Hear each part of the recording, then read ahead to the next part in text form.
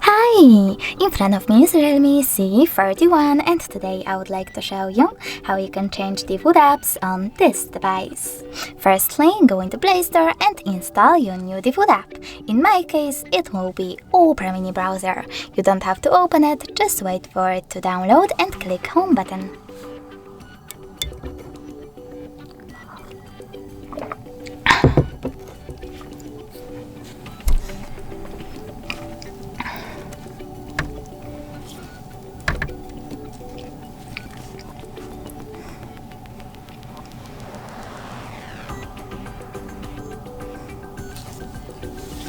Now you need to select device settings and choose apps and notifications. Then click on the food apps section over here and tap on one of those options. I want to change my browser app, so I have to click on browser app, set up my Opera by tapping on it over here, and save my changes by clicking on the back button. As you can see, the food app on my Realme has changed.